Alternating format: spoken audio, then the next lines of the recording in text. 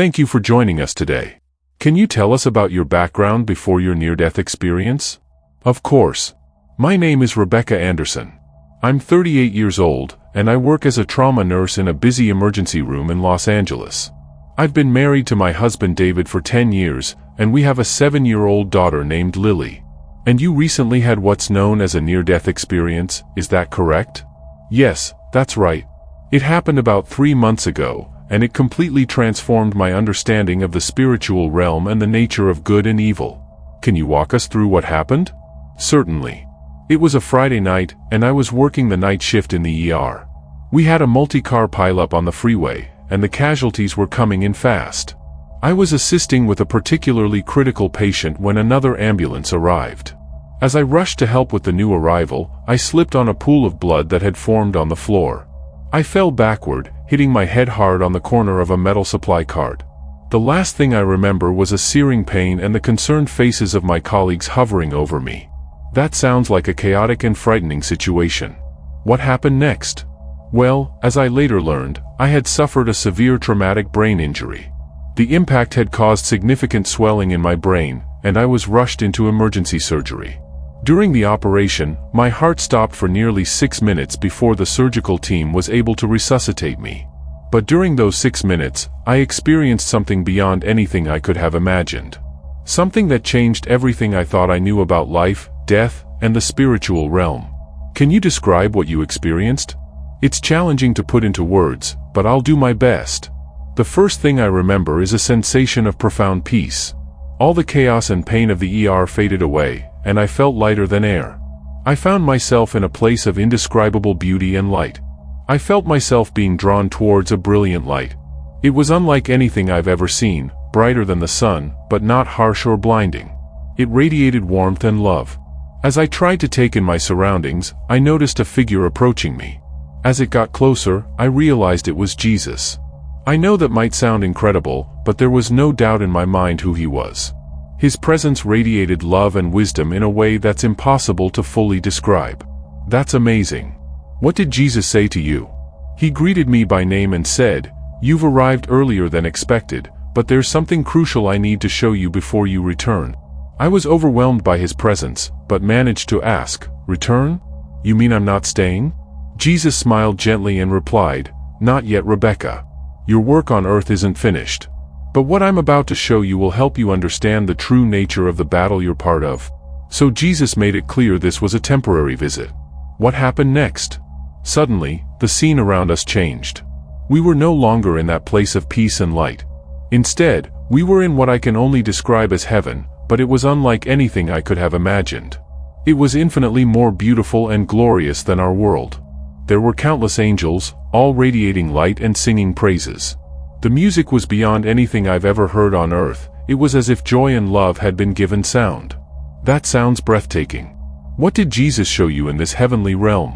Jesus directed my attention to one particular angel. This angel was more beautiful and radiant than all the others. His light shone brighter, and his voice led the heavenly choir in the most exquisite harmony. Jesus said to me, "This is Lucifer, as he once was. You are about to witness the birth of evil. Watch carefully, for few humans have ever witnessed what I'm about to show you." So Jesus showed you Lucifer before his fall? Can you describe him in more detail? Lucifer was magnificent. It's hard to put into words how beautiful he was. He seemed to be covered in what looked like precious gems, emeralds, rubies, diamonds, and they reflected light in dazzling patterns. His wings were enormous and shimmered with every color imaginable. But it was more than just his appearance. There was a charisma about him, a presence that drew everyone's attention. When he sang, it was as if the very fabric of heaven resonated with his voice. That's a vivid description. Did Jesus explain Lucifer's role in heaven? Yes, he did. Jesus told me that Lucifer was the highest of the angels, the most perfect creation. He was the guardian of God's throne and the leader of the angelic host in worship. Jesus said, Lucifer was the seal of perfection, full of wisdom and perfect in beauty. Given that description, it's hard to imagine how such a being could fall. Did you witness the process of his corruption? Yes, and it was heartbreaking to watch. At first, the change was subtle. I noticed Lucifer beginning to admire his own reflection in the golden streets of heaven. He seemed to linger longer and longer, gazing at himself. Jesus explained, "Watch. You are seeing the birth of pride." Then I saw him looking around at the other angels, comparing himself to them. With each comparison, his expression changed slightly, a hint of pride here, a touch of disdain there. Jesus explained, pride was taking root in Lucifer's heart. He began to believe that his beauty and talents were his own, forgetting they were gifts from God. That's fascinating.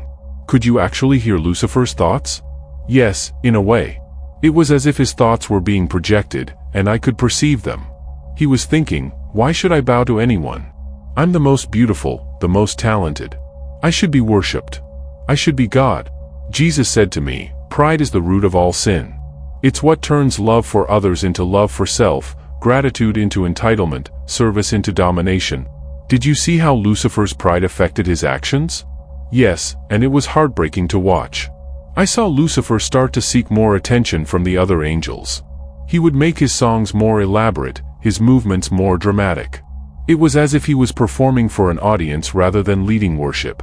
Then I noticed him beginning to speak to other angels in hushed tones.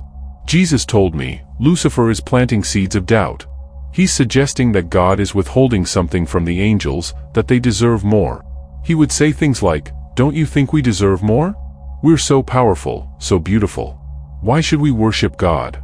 Why can't we be gods ourselves? How did the other angels respond? Many were swayed by his words. Lucifer was incredibly charismatic and persuasive. I could see confusion and doubt spreading among the angels. Some resisted, but others were drawn in by Lucifer's vision of equality with God. Jesus explained to me, free will is a double-edged sword. It allows for true love and devotion, but it also allows for rejection and rebellion. So Lucifer was actively working to turn other angels against God? Yes, and it was shocking to see how effective he was. Lucifer was incredibly charismatic and persuasive. He would ask questions that seemed innocent at first, but were designed to create dissatisfaction. I heard him say things like, have you ever wondered why God keeps the tree of knowledge for himself? Don't you think we deserve to have that knowledge too? Or why should we bow to humans? Aren't we greater than they are? It sounds like Lucifer was very strategic in his rebellion. Did you see how God responded to this? That was one of the most profound parts of the vision. I saw God's profound sadness. Jesus explained to me, our Father's heart is breaking. He loves Lucifer and all the angels deeply. But love requires free will. Even in heaven, all beings have the choice to love and obey God, or to reject him. I saw God reaching out to Lucifer multiple times, giving him chances to repent. But each time, Lucifer's pride caused him to refuse. That's a powerful image. Did you witness the actual moment of Lucifer's fall? Yes, and it was both terrifying and awe-inspiring. I saw Lucifer gather his followers. It looked like about a third of the angels had been swayed by his arguments. He stood before God's throne and declared, I will ascend above the tops of the clouds. I will make myself like the Most High. The moment those words left his mouth, there was a dramatic shift. The light that had once radiated from Lucifer began to dim. I saw darkness creeping into his being, corrupting his beauty. Then there was a great flash of light, and Michael, another archangel, appeared with a host of loyal angels. Jesus said, now war arose in heaven. You witnessed a war in heaven? Can you describe what that looked like? It was unlike any battle I could have imagined. There were no physical weapons, but I saw streams of light clashing with encroaching darkness. The loyal angels, led by Michael, were driving back Lucifer and his followers. But the most heartbreaking part was seeing the change in Lucifer and the rebellious angels. As they fought against God's will, their forms began to twist and corrupt. Their once beautiful light was being consumed by darkness. That sounds intense. How did the battle end? With a final, mighty clash, Michael and the loyal angels drove Lucifer and his followers to the edge of heaven. Then, in a moment I'll never forget, they were cast out. I saw Lucifer falling, like a star thrown from the sky. As he fell, the last of his angelic beauty burned away, and he transformed into a creature of darkness, Satan, the adversary. Jesus said to me, you've just witnessed how the great dragon was thrown down, that ancient serpent, who is called the devil and Satan, the deceiver of the whole world.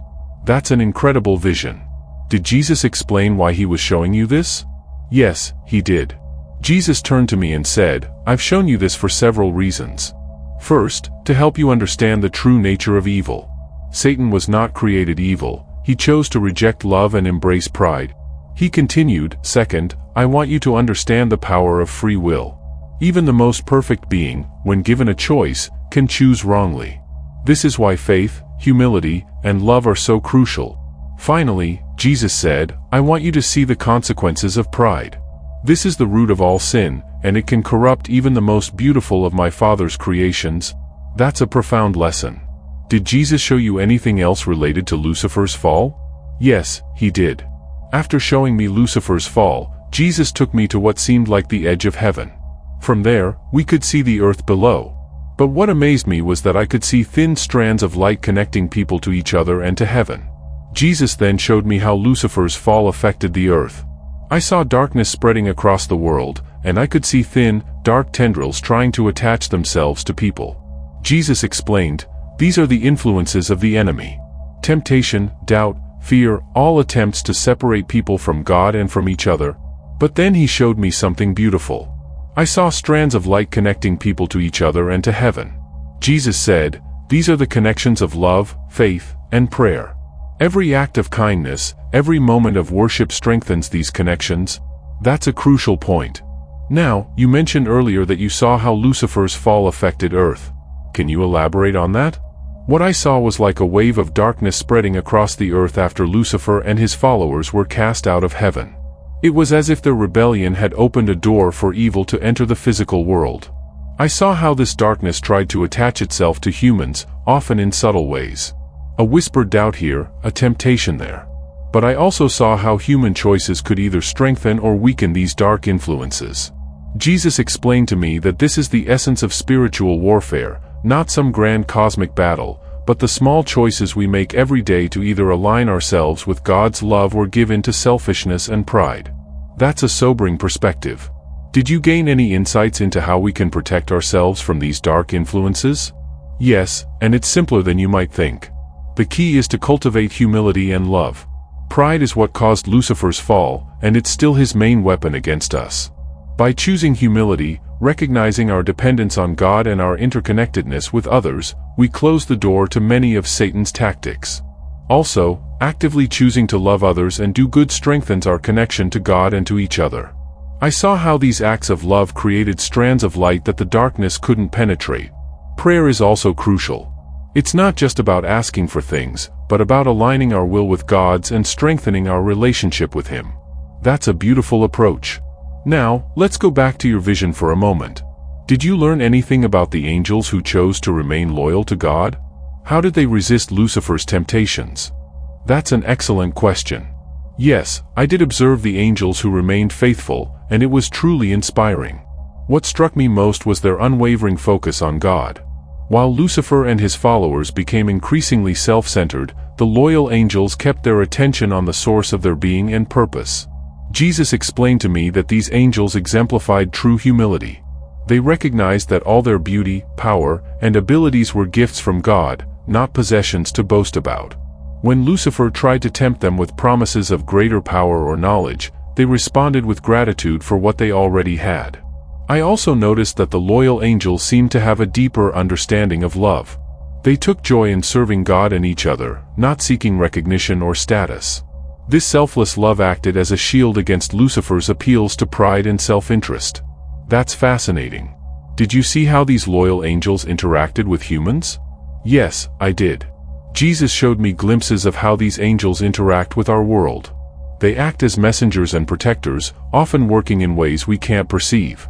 I saw them strengthening the strands of light that connect humans to God and each other. What amazed me was their genuine love for humanity. Despite being so much more powerful and knowledgeable than us, they showed no disdain or impatience. Instead, they seemed to delight in every small step of human spiritual growth. Jesus told me, these faithful ones understand the preciousness of free will. They respect the journey each human must make, offering guidance but never coercion. In your vision, did you learn anything about how Lucifer's fall affected the rest of creation, beyond just humanity? Yes, and it was heartbreaking to see. Jesus showed me how Lucifer's rebellion sent ripples through all of creation. I saw darkness seeping into the natural world, bringing decay and death where there had once been only life and growth. Jesus explained, when sin entered the world, all of creation was affected. This is why your world experiences natural disasters, why animals prey on each other, why there is suffering even apart from human actions. But even in this, I saw hope. Jesus showed me how creation itself longs for redemption. I saw how acts of love and obedience to God could push back the darkness, not just in human hearts but in the physical world around us. That's a beautiful perspective. Now, let's go back to Lucifer for a moment. Did your vision give you any insights into why God allowed Lucifer to rebel? Couldn't he have prevented it? That's a deep question, and one that I struggled with during my vision. Jesus explained it to me this way: love requires free will. Without the ability to choose, there can be no true love, no true worship, no true relationship. He showed me that God's desire was for genuine relationship with His creation, not robotic obedience. This meant giving all beings, including Lucifer, the genuine ability to choose. The potential for evil was the price of free will. Jesus said, "Our Father knew the cost when He gave this gift. He knew it would lead to unimaginable pain, even the sacrifice of His own Son. But He also knew that the love that would arise from free choice would be worth it all." That's a profound explanation. Did you gain any insights into God's ultimate plan in allowing this rebellion? Yes, and it was one of the most mind-blowing parts of my vision. Jesus showed me that God's plan was far grander and more beautiful than simply preventing evil. He allowed the rebellion because He had a plan to bring about an even greater good from it. I saw glimpses of this plan unfolding through history, how God was working to transform the very nature of creation through this struggle with evil. The end goal wasn't just to defeat Satan, but to raise up beings who had faced evil and chosen good, who understood the cost of love and freely chose it anyway. Jesus told me, through this struggle, humans have the opportunity to grow into something even the angels can't fully comprehend. You are becoming partners in creation, co-heirs with Christ. That's an incredible perspective. It sounds like your vision gave you a new understanding of human potential and purpose. Absolutely. I now see our lives here on earth as a crucible, a place where we're being refined and transformed. Every choice we make, every struggle we face, is an opportunity to grow in love and become more like Christ. I also understood better why God doesn't just eliminate evil immediately. He's playing a long game, so to speak. The goal isn't just to destroy evil, but to create beings who have faced evil, understood its emptiness, and freely chosen love instead. I'm curious, did your vision give you any insights into the concept of eternal judgment or hell? This was one of the most difficult parts of my vision to process. Jesus showed me that hell is not so much a place that God sends people, but a state of being that results from ultimately rejecting love and choosing self-centeredness. I saw how Lucifer's choice to reject God led to a kind of self-imposed exile. The darkness that consumed him wasn't something inflicted from outside, but the natural result of turning away from the source of all light and love. Jesus explained, "What you call hell is the final, eternal state of those who, like Lucifer, ultimately choose self over love. It's not a punishment imposed by God, but the natural culmination of their own choices." That's a challenging concept. Did you see anything about the possibility of redemption for Lucifer or the fallen angels? This was something I asked Jesus about directly. The answer was complex. He showed me that the offer of redemption is always open, God's love never ceases. However, the nature of angelic beings is different from humans. Their choices, once made, are final in a way ours aren't. Jesus explained, angels, including Lucifer, made their choices with full knowledge and understanding. Unlike humans, they weren't deceived or acting from ignorance. Their rejection of love was absolute and irreversible by their own nature. For humans, however, the possibility of redemption remains open as long as we live. Jesus showed me how every human life is a series of choices, moving either towards or away from love. The final judgment is really the revelation of the choice we've been making all along. That's a sobering thought. Did your vision give you any insights into how we can resist temptation and avoid Lucifer's fate? Yes, and it's both simpler and more challenging than I expected. The key is cultivating humility and love. Pride was at the root of Lucifer's fall, and it's still his primary weapon against us. Jesus showed me that true humility isn't about thinking less of ourselves, but about recognizing our dependence on God and our interconnectedness with others. It's about gratitude for what we have rather than resentment for what we don't have. Love is the antidote to pride. When we focus on loving God and others, we naturally become less self-centered. Jesus showed me how acts of love, no matter how small, strengthen our connection to God and weaken the influence of darkness in our lives. That's powerful. How did your experience end? Jesus turned to me and said, "It's time for you to return now. Remember what you've seen. Share it with others. Help them understand the reality of the spiritual world and the importance of guarding against pride." He placed his hand on my forehead, and I felt an overwhelming sense of love and peace. The next thing I knew, I was back in my body, gasping for air as the surgical team worked frantically around me. That's an incredible story. How has this experience changed your life? It's changed everything. I've always considered myself a Christian, but now my faith is so much deeper and more real.